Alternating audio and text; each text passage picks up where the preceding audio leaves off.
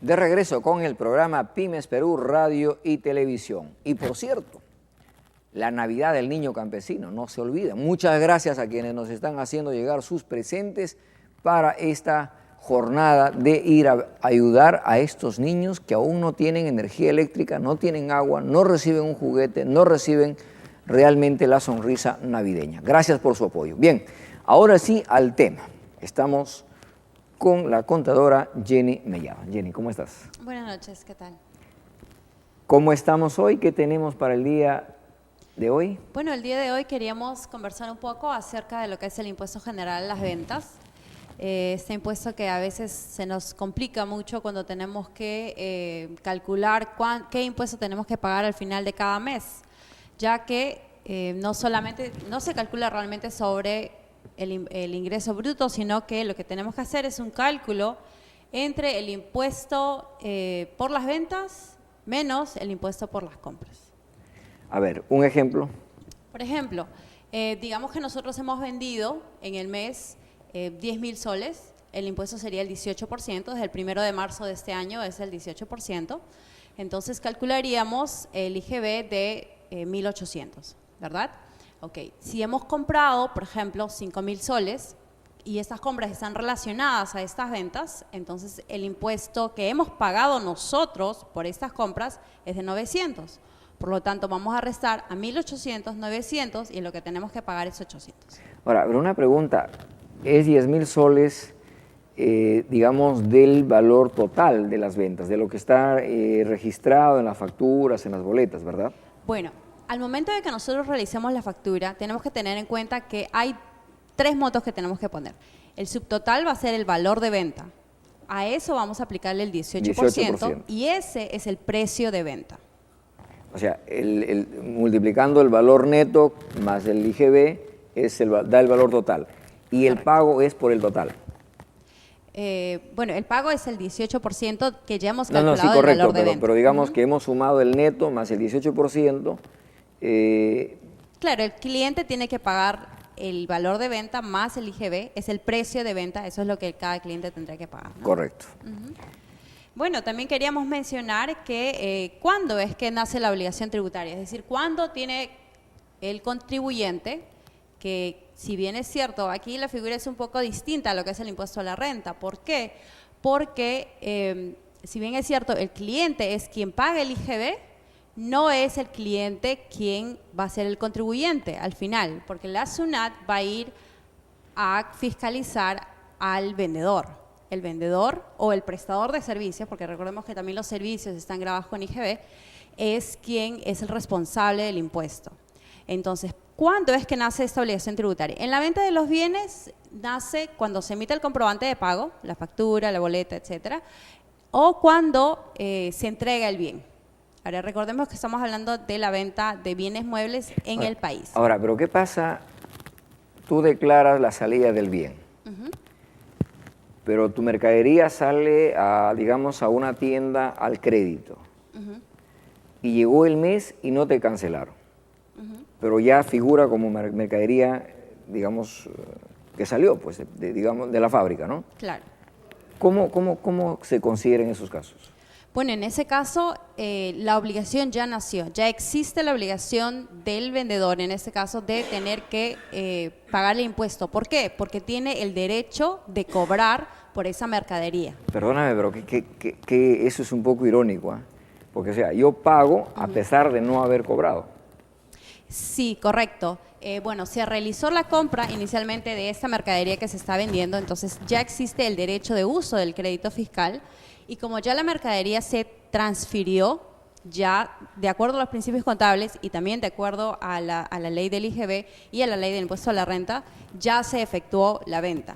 Por lo tanto, ya existe la obligación de tener que no solo declarar, sino también de pagar el impuesto. ¿Y qué pasa si luego de haber declarado el cliente, en alguna ocasión hablábamos, por ejemplo, que pueden haber ajustes tributarios, notas ¿no es de crédito, notas de crédito débito, y notas de débito, ¿no es cierto? ¿Qué pasa si yo declaré y para el mes siguiente el cliente desiste me devuelve la mercadería, que se da en muchos casos? Sí, eso ocurre frecuentemente en algunos casos. En ese caso, tiene que ajustarse en el periodo en el que ocurre esta devolución o este descuento.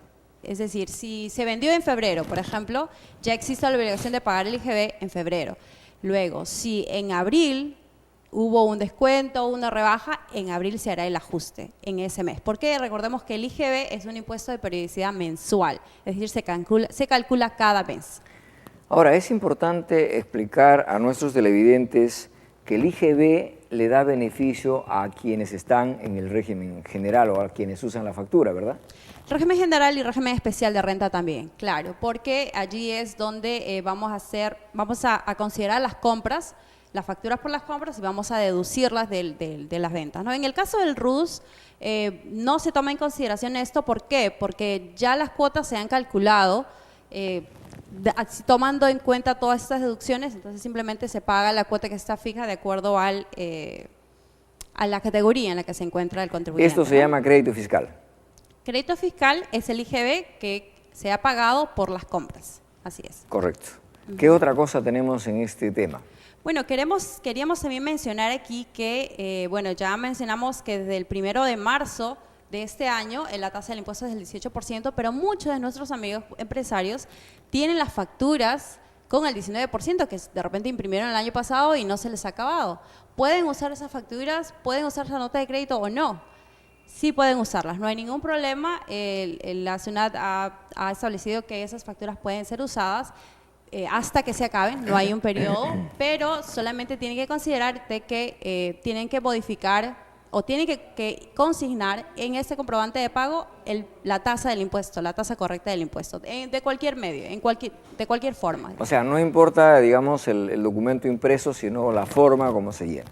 O sea, ya no pueden, obviamente, ya todos están advertidos, ya no es 19%, 18%, así es, ¿no es cierto? Así es. Y normalmente hay un espacio, ¿no? Luego de calcular el subtotal, donde dice valor, IGB 19%, solamente hay que tachar eso y poner 18%, ya sea con un sello, escrito a mano, no hay ningún problema, en cualquier medio con tal de que se note, ¿no?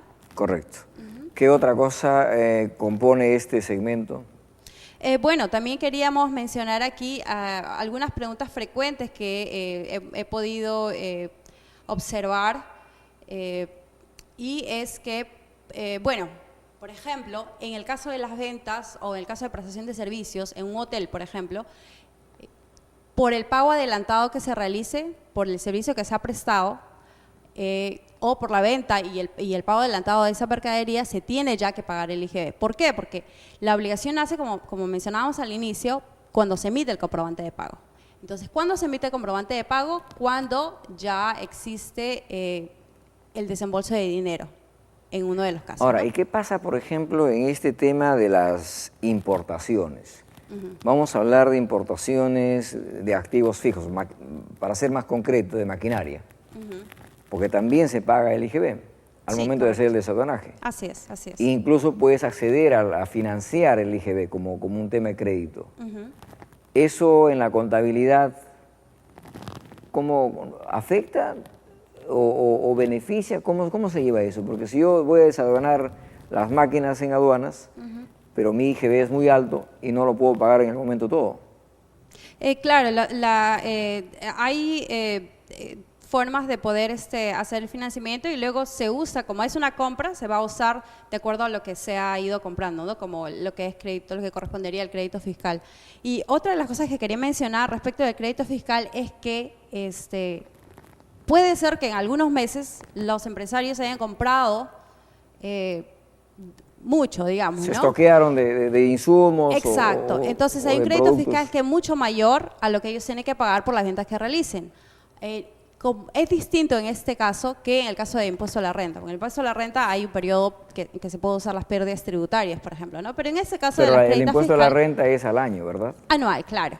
Pero en el caso del IGB, del crédito fiscal, puede usarse hasta que se agote. O sea, no hay ningún problema en ese caso, ¿no? ¿Y qué pasa en este caso del leasing, del sistema leasing?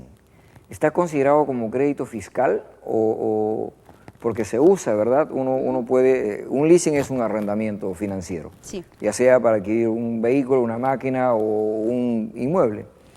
Entonces yo pago y y uso igual que cualquier otro producto, que cualquier otro negocio.